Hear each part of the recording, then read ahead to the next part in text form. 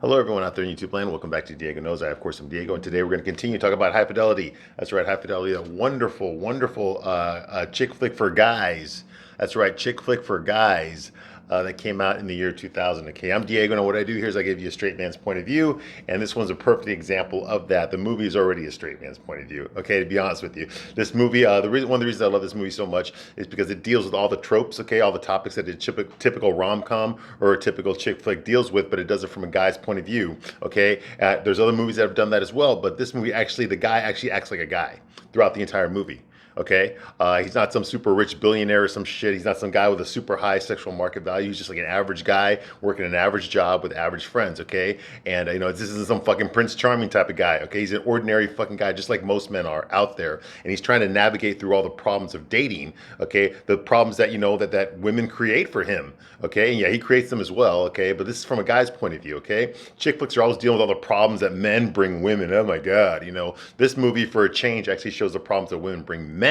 You never see movies like that. Hollywood wouldn't allow a movie like that to come out today. Okay, whenever anything deals with a relationship, it's always the fucking guy that's got to change. It's always the guy that's got to fix everything. And I'm not saying that he doesn't. Okay, he definitely has some growing up to do. Yeah, he definitely needs some changes he has to make. Okay, but you were looking at the effects of the relationship from his point of view. What do women do to him? What is some of the shit that we have to put up with from women? You're not going to get that shit in a Sex and the City episode. Okay, you're not. Okay, this movie does that. Okay, what this movie does is it comes to question a man's idea about relationships with women. Okay, marriage, boyfriend and girlfriend, monogamy, all that kind of stuff, attraction, all these kind of things. Okay, cheating, all this kind of stuff is dealt with in the movie. Okay, now most guys, when they watch a guy movie, they don't want to get hit with all this kind of shit. They want to be entertained. They want to watch things that are pseudo important. They want to look about the world, about saving people, about bringing freedom, about all these other topics, some more serious topics, solving a crime, that kind of shit. Okay, usually a guy movies tend to be about doing something important,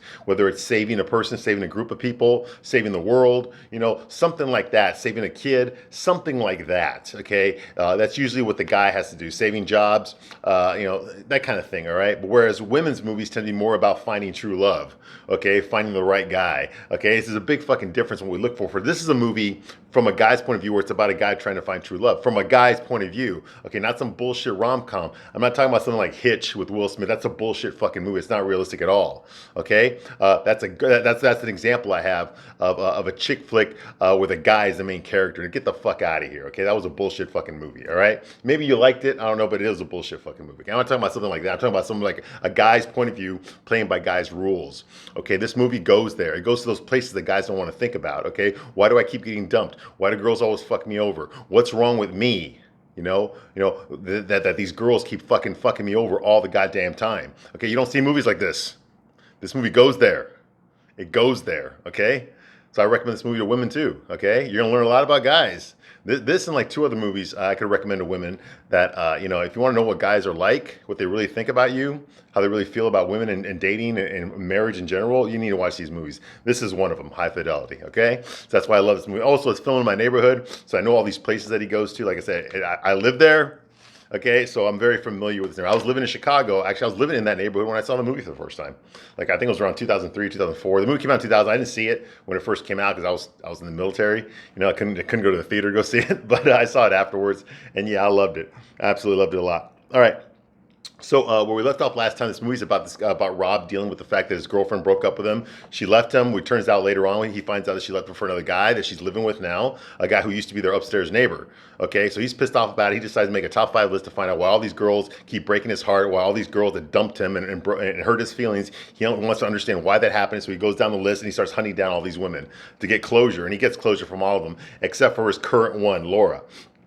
Okay, so where we left off here, he gives us basically a list. She met him at his apartment unannounced, and she rewrote his list of the top 5 dream jobs that he had. And the last one that she wrote was being a record store owner, because that's what he does. He owns a record store. He has 2 employees that work for him, Dick and Barry. Okay, and they're both Barry, because that's Jack Black's character, is very annoying. He's this chubby little guy who never shuts up. Always talking about music. Always talking about how he knows everything. He bullies around Dick, because Dick's very passive aggressive, very beta male, soft spoken, But Dick actually has a girlfriend who loves him very much, so that separates him from the other two. All right. Whereas Rob is always depressed and morose and melancholy, and I suspect he was that way before Laura dumped him. Okay, he's just not happy with life. Okay, so these are the three guys that work at the record store. All right, and these are also his two best friends. Okay, he calls them the moron twins.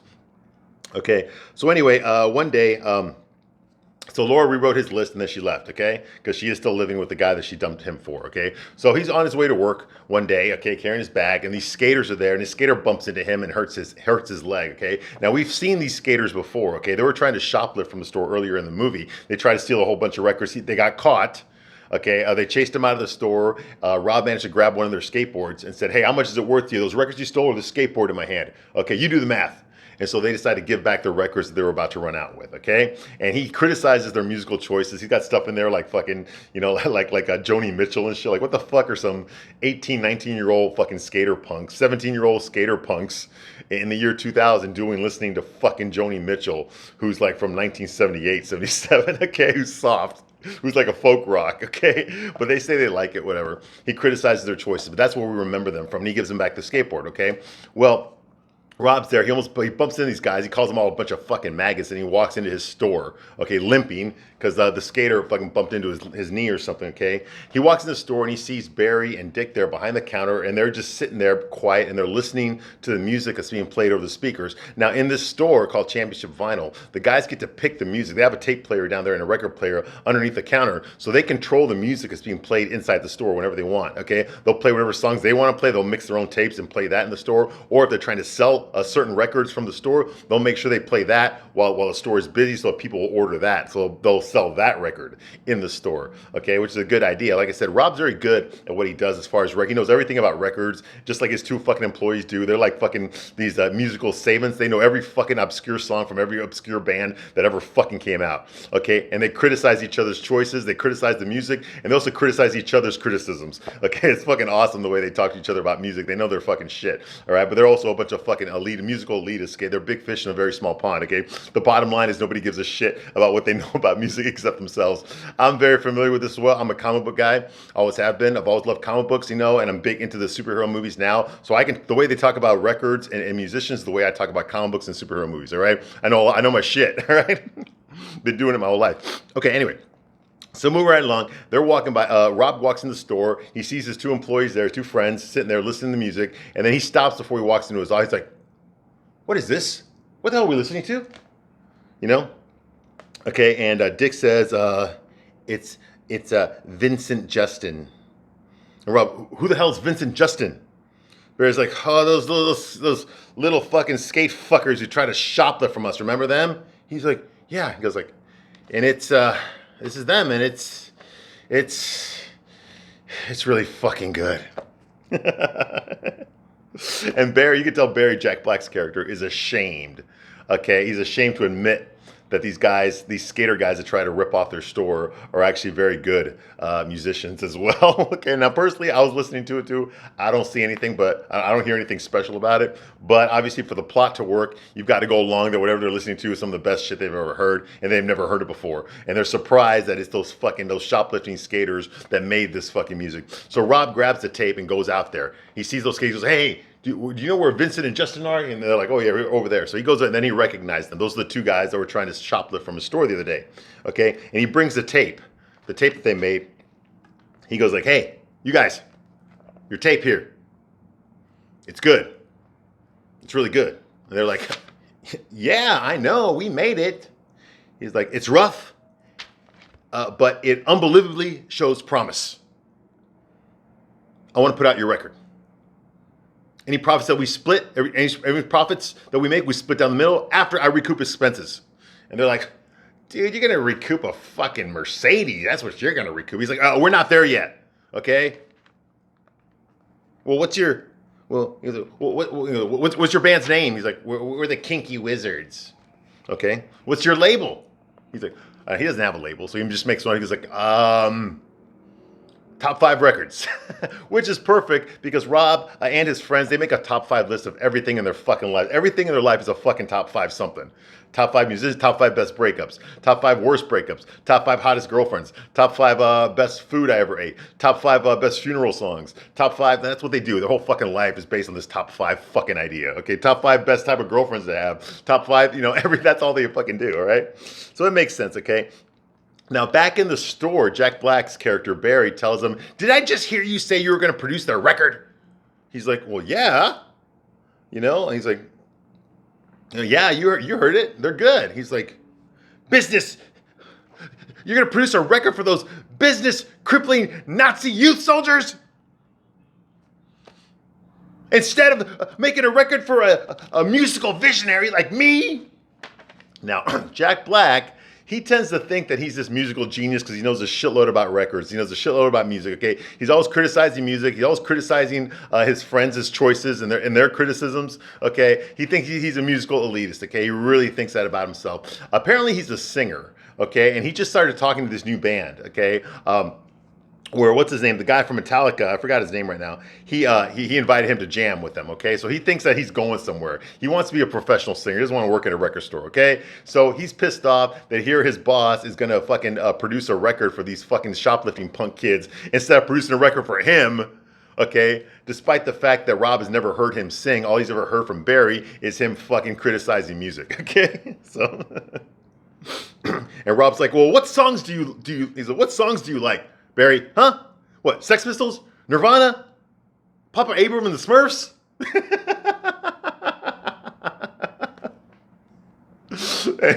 And Barry's like, it's like, you wouldn't be familiar with our influences. It's mostly German. Kraftwerk, Falco, Hasselhoff. Which is fucking David Hasselhoff, Knight Rider, okay? Now, obviously, David Hasselhoff he's a singer as well as an actor, okay? Yeah, and to me, he's Knight Rider. I know to you, he's the fucking Baywatch guy, but to me, he's Knight Rider, okay? He was, as a musician, he fucking sucked in America. Nobody listened to his shit here in America. But in Germany, he was a big fucking hit. He was like the second coming of David Cassidy. In Germany, he had a huge legion of fans. In Germany. Okay, not here, in Germany, okay? He was the Michael Jackson of Germany, okay? So yeah, so David Hasselhoff, yeah, right. So yeah, I wouldn't go by that as far as musical accomplishments. Although he did do very good in that Guardians of the Galaxy song he did, that David Gunn did. I forgot the name of it. Anyway, that was pretty good. I like that. In the Guardians of the Galaxy Part 2, get the soundtrack. There's a song in there that James Gunn did where David Hasselhoff has a singing. He's singing in it. It's pretty fucking good. So anyway, okay. So that's going on here. Okay, Barry gives now Rob's got to get. He's got a message. He's got to call back Laura. So he's calling Laura, and Barry just gives him like a big fuck you for not producing his music. Okay, even though he's never heard it. Okay. Well, Rob calls Laura, and Laura is broken up. She's in tears. Okay, she's really bad off. Her father just died. That's what she tells him. My father died. Okay. And so Rob is like, he's like, oh my God, it hurts him because I guess he was close to her father. We don't see her father throughout the entire movie. We did hear earlier in the movie, we did hear a message that Laura's mom left for him at his apartment before she knew that they had broken up and she'd moved out. So he heard the message, and the message was basically, your dad's not doing so good right now, but he's okay for right now. But he had another incident the other day, so please come by and check up on him, that kind of thing. All right, and that's the last we heard. Okay, and now we know that he actually passed away. Okay, he had angina. Okay, so he passed away. So she's all torn up about it. Okay, now he feels bad. Okay, he feels bad because the last time he saw her, she was criticizing his life choices, his dream jobs. Okay, and now she's all fucked up because her dad died. All right, well, he tells the other guys. He walks out of the office. He tells them, "Oh my God, hey guy, Laura's dad just passed away." And they're all like, "Oh man," and Dick is like, "I'm so sorry, Rob." Because that's the way he is. Okay. The one guy in this movie that has a girlfriend, and that's the way he talks. So anyway, she can't talk because she's too upset. So he tells them. They're shocked about it. Okay. So Rob tells Barry and Dick, okay, what happened. Okay, and then Barry says like, top 5 songs about death. A tribute list to Laura's dad. See, this is the kind of people that they are, okay? They make a top 5 list for fucking everything, all right? So Barry's immediate idea is like, top 5 list of best death songs as a tribute to Laura's father. Bullshit, you wouldn't make this list anyway, okay? Number 1, Leader of the Pack. Now, this is Jack Black saying this. Well, he says it a lot more funnier than I do, okay? He's like, number 1, Leader of the Pack. Guy beats it on his motorcycle and dies, right? Yeah, Leader of the Pack. You've all heard that song, that old song from I think it's the early 60s. The Leader of the Pack, room, room. Yeah, that one, okay? Number 2, Dead Man's Curve by Jan and Dean. And then Dick says, like, right after they recorded that song, Jan himself crashed his car into it. And then Barry's like, no, you fucking idiot. It was Dean. It was Dean who crashed. And then Rob's like, no, Barry, it was Jan. It was Jan. He's like, what the fuck ever? He's like, yeah, it was a long time ago. Okay, moving on. See, Barry's always picking on Dick because Dick does not stand up for himself. He will never talk back to Barry or anyone else. Okay, but he does know his shit on music as well. Okay, so whatever. Okay, number 3, Tell Laura I Love Her. That would bring the entire house down, and Laura's mom could sing it. What the fuck? I don't even know if that's a real song, or if it does, I don't know who the fuck sings it. But apparently it's a real song. Okay, what the fuck would you sing that for? Okay. And Barry's like, me personally, I would want, me personally, I would want One Step Beyond by Madness. That's what he would want for his funeral, all right? Whatever. Fuck you. Oh, my God. I've never even heard of most of these songs, all right? So anyway, the phone rings, and it's Laura again. She's calling back again. Okay, her mom wants Rob to come to the funeral, okay? Because apparently Rob and her dad got along great. They were really close, okay? And Laura's mom never got around to telling her dad, okay, that they had split up, that they weren't together anymore. Okay, because of his illness. Okay, so he died not knowing that Rob and his daughter broke up. Okay, so he asked, well, is Ian gonna be there? And she's like, no, Ray, because she doesn't call him Ian. That's the guy that she cheated on him with. Okay, that she's living with right now. She doesn't call him Ian. She calls him Ray. Okay, she said, no, Ray's not gonna be there. Okay. She's like, just, if you want to come over, you can. Just don't hold my hand and shit, all right? Because they are broken up, all right? He's like, okay, all right. Back to the list. Okay, number 4, Barry says, is You Can't Always Get What You Want. Okay, that's by the Rolling Stones. I have heard that song. That's a pretty good song. It's not one of their better songs, but it is a pretty good song, all right? I Can't Get No Satisfaction is personally my favorite one, but, that's everyone's favorite Rolling Stones song, all right? And Dick says, so he says, You Can't Always Get What You Want by the Rolling Stones. Dick immediately says, immediate disqualification because of its involvement in the movie The Big Chill. And then Barry's like, oh, you're right. Forgot about that. Okay. Now, for those of you kids out there, The Big Chill was this movie that came out in the 80s. Okay, came out in the 80s. I know Jeff Goldblum was in it, and some other fuckers that I don't give a shit about were in it, okay? Basically, in the 80s, there was a big nostalgia drive for the 60s, okay? So in the 80s, when I was a kid and I was growing up and I was watching TV, I kept getting fucking bombarded with fucking the 60s. Okay, the Beatles, the Rolling Stones, Vietnam, all this shit. I couldn't fucking watch a modern day TV show without that shit in my face. Okay, people talking about Vietnam, talking about protesting, talking about all this kind of fucking shit about folks smoking weed and Woodstock and all this shit because all these fuckers that were middle-aged now were trying to relive their youth in the 80s. And unfortunately, as kids in the 80s, we didn't grow up in that time. We did not live that life, okay? So we were getting flooded with all this fucking information that we don't give a shit about. That wasn't our era, okay? That wasn't our era, but as a kid, I couldn't get around it. They were making movies about it, TV shows about it. Fucking Family Ties was about some fucking hippies that were raising a fucking Republican conservative kid. Growing Pains was about, they were former hippies too. All these fucking TV shows were dealing with that kind of shit. You had the Wonder Years. You had the movies, Born on the 4th of July, Platoon. You know, we kept getting hit with all this fucking Vietnam shit, all this fucking 60s shit. And like, it was the 80s. It was the era of the Brat Pack, of spending, of Wall Street, you know, Bright Lights, Big City, the Breakfast Club. That's the shit that was current in the 80s, not this fucking Vietnam. Let's get fucking stoned and fucking, and follow Charles Manson, Helter Skelter shit. But that's what we're getting hit with a lot in the 80s, okay? And the Big Chill was just another reflection of that. It goes about a bunch of fucking middle-aged people that were called yuppies now, okay? And there's, I guess their friend died, Kevin Costner, I guess played the stiff, the dead body. So they get together for a fucking funeral and they relive their youth, what it was like in the 60s when they were fucking all smoking weed and fucking and getting fucking herpes and gonorrhea, you know, and growing their hair out long and not taking a shower, you know, and, you know, listening to the goddamn Beatle albums, okay? That's basically what it was. So we got hit with that a lot in the 80s as a kid. Like I said, that wasn't even my era, but fuck, I learned so much about Vietnam. You know, Good Morning Vietnam, there's another one. I learned so much fuck about Vietnam when I was like fucking 10 years old than I ever fucking needed to know, okay? Than I ever fucking needed to know. All right, because the fucking adults that were running the fucking TV stations and the movie studios kept fucking hitting us with that shit over and over again. Oh my fucking God. Personally, I like the 70s a lot better than the fucking 60s. At least I remember the 70s. I was the toddler, but I remember it. Anyway, all right. Moving right along. So The Big Chill, yeah, that was another fucking movie that was celebrating the 60s in the modern era. Yeah, and so, okay. Okay, the number 5. Dick actually said number 5. Okay, Mr. fucking Betamaus is like, Wreck of the Edmund Fitzgerald by Gordon Lightfoot. Now, I've never fucking heard that song. I don't know what the fuck it sounds like.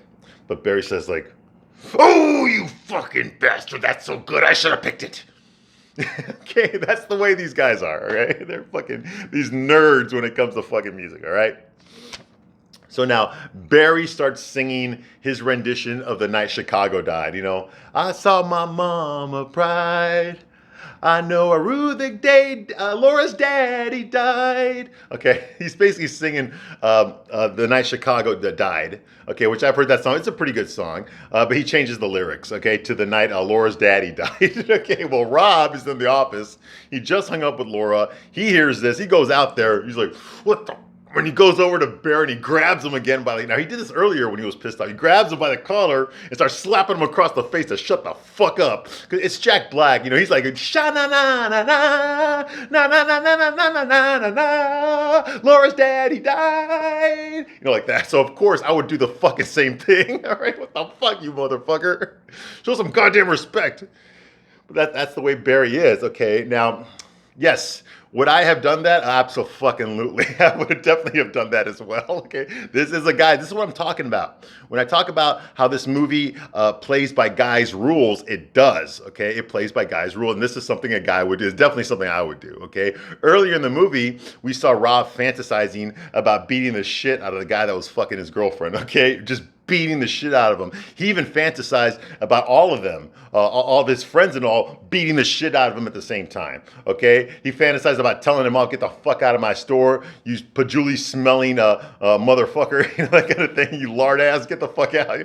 You know, all that stuff that guys, this is the stuff that we think about. We might not get violent per se, okay, but we will fantasize about it, absolutely. If someone we don't like, yeah, we absolutely fantasize about beating the crap out of them, or telling them off, or throwing them through a fucking window. Absolutely, we do, okay? That's what I'm talking about. This movie plays by the guy's rules. He's dealing with heartbreak, he's dealing with relationships, he's dealing with all these girls cheat on him, okay? That's what this movie's about. This movie goes there, okay? But he's dealing it from a guy's point of view, okay? And this is very realistic, okay? He's fucking annoyed. Now, you'll notice that Laura broke his heart. Laura fucking is the reason he's crying about everything in this fucking movie, but he won't let other people disrespect her.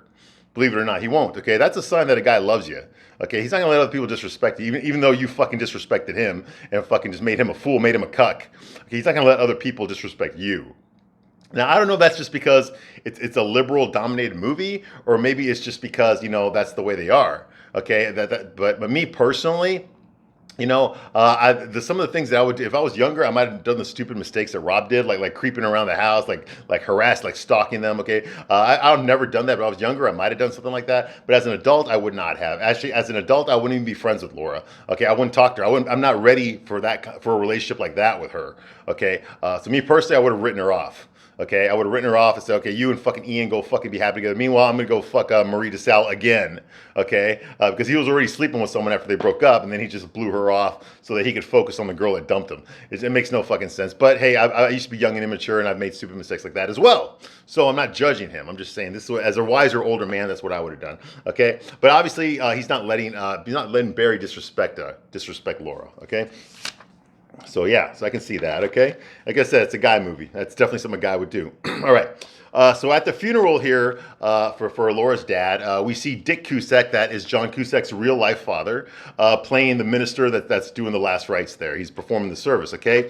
And you can see it's a lot of attendance there. Laura's sitting up there with her mom on one side and her younger sister on the other side, and Laura's crying her eyes out, all right? Over her, I guess she's very close to her dad. Meanwhile, Rob fucking turns his back and looks at us. And breaks the fourth wall again. All right? He says, top 5 songs to sing at my funeral.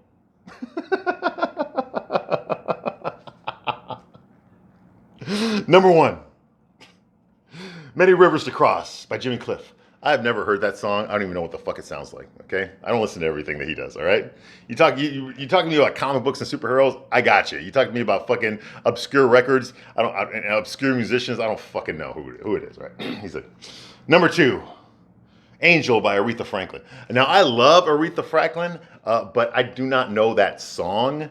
Okay, I know she's the queen of soul and all that kind of stuff, and she's an incredible singer. I did see that piece of shit movie they made about her with Jennifer Hudson. It was fucking sucked ass. You want to talk about making Aretha look unlikable? No. I remember Aretha from the Blues Brothers when she's saying, "You better think about how you're trying to do to me." Yeah, that one. Okay, that's the Aretha I remember. Okay, my favorite song by Aretha Franklin is like "Until You Come Back to Me." That's what I'm gonna do. That's my favorite Aretha Franklin song. But anyway, so yeah, he sings "Angel" by Aretha Franklin. I've never heard that song. If I heard it, I don't remember it. Okay, so there's that. All right, number 3. He says, "I always had this fantasy about some beautiful woman, would just come in the funeral home during my funeral, and she would sing 'You're the Best Thing That Ever Happened to Me' by Gladys Knight and the Pips."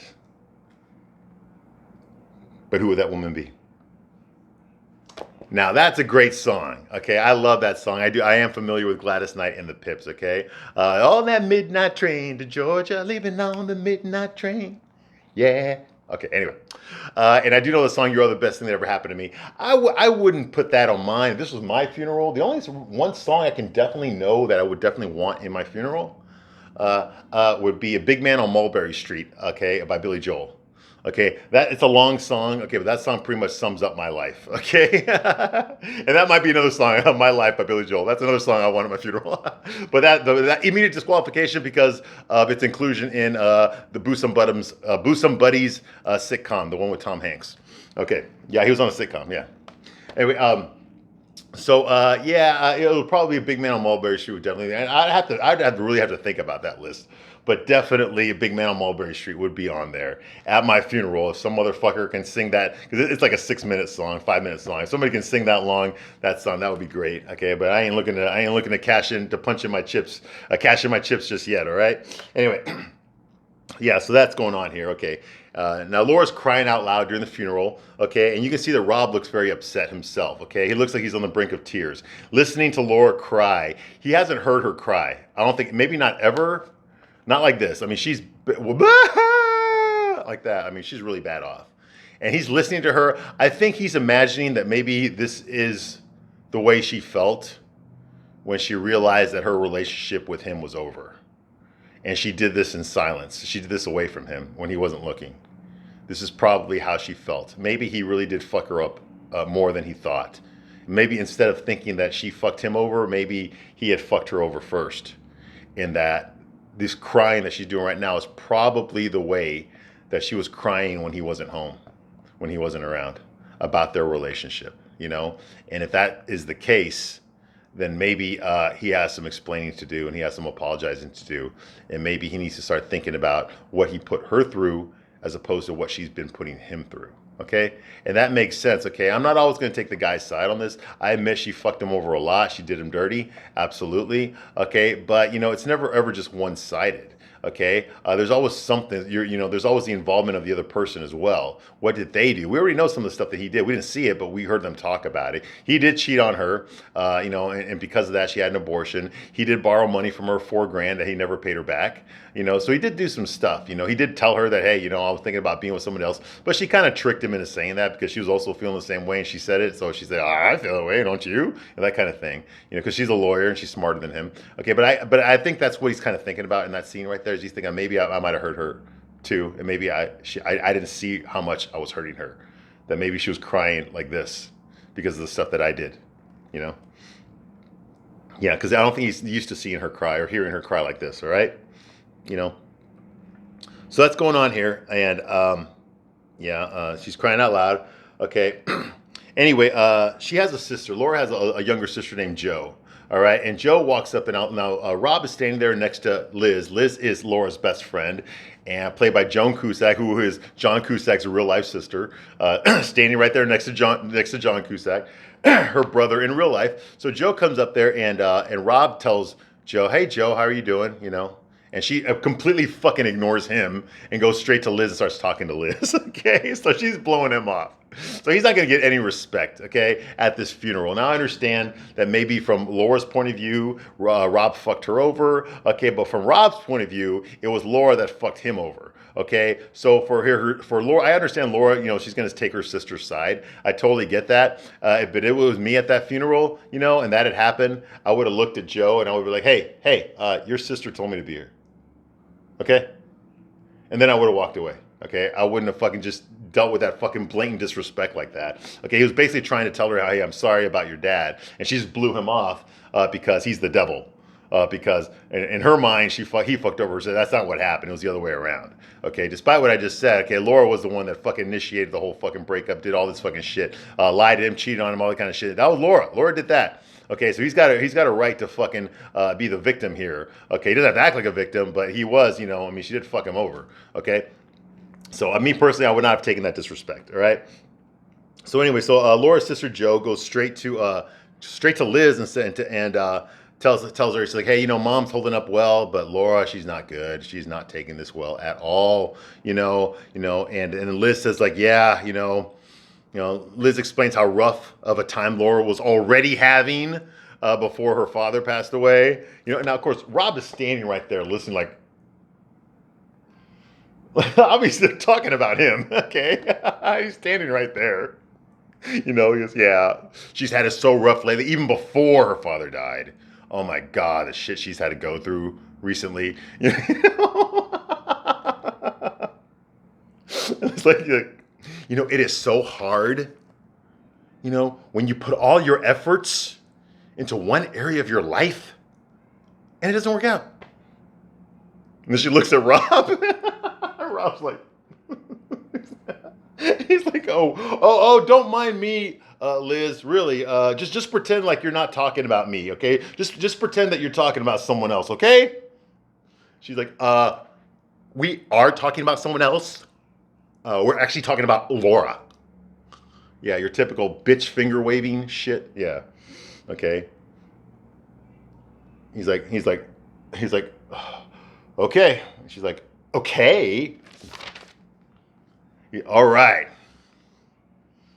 I'm going to save it for the next one. Okay. All right. Okay. I will be right back. Okay. And we will continue my review of High Fidelity from 2000. I thank you very much for watching this long, and I will see you soon on the next one. Bye.